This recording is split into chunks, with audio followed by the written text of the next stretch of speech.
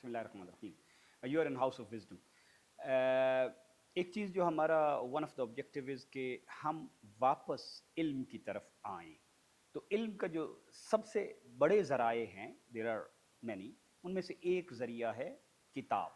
देखिए हमारी तो इस उम्मत का ख़ासा ही ये था नॉलेज. पहली वही किस पे उतरी? इकरा, नॉलेज. कि अभी किताब आएगी, एक बंदे के 25 साल के जो नज़रियात थे वो हम उस बंदे के we can actually walk with the Einstein. तो एक किताब इंट्रोड्यूस करवाऊंगा मैं. वो किताब बड़ी इंटरेस्टिंग है. मैं कुआलालंपुर से सफ़र कर रहा था पाकिस्तान की तरफ. तो पाकिस्तान से अक्सर डायरेक्ट फ़्लाइट नहीं होती, तो either you go through Dubai और you go through Qatar main airlines पे. तो it was Qatar airline.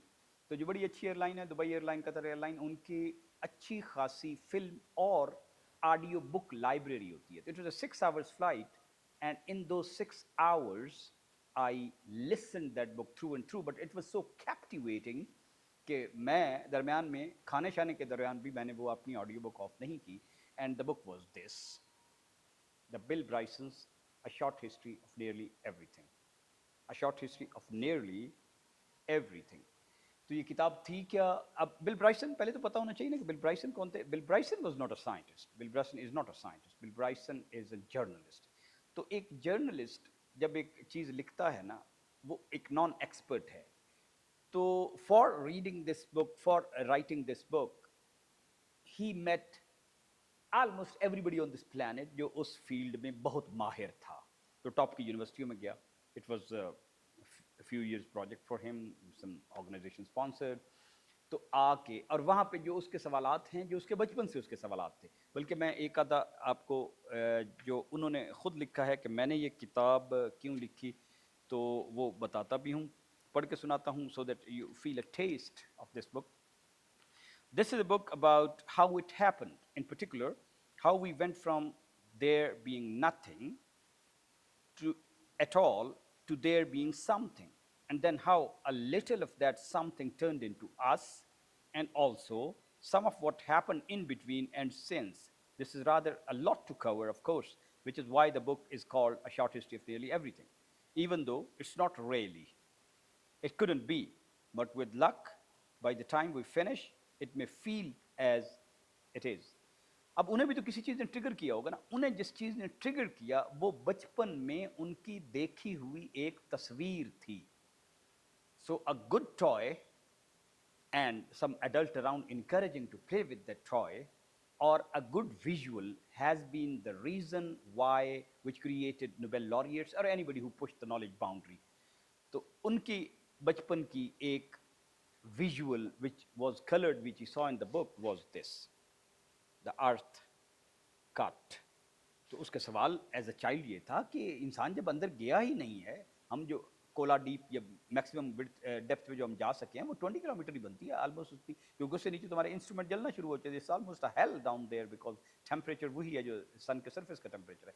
So this book is now considered almost a staple in training teachers. तो अच्छी बात ये हुई कि एक दिन मैं किसी, वो इसको कहते हैं कि वो luck favour the prepared mind, या इसको कहते हैं कि the law of attraction.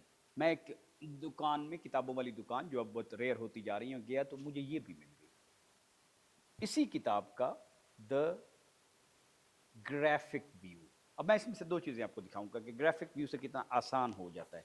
You see how the supercontinents from Ulbara to Pangaea to where we are now, and the same book story written in very good form. और इससे idea आप ले सकते हैं और आप you can have interesting things in your home or at school. या इंसान यहाँ आया तो उसको टाइमलाइन में देखना हो तो he has made a very good timeline.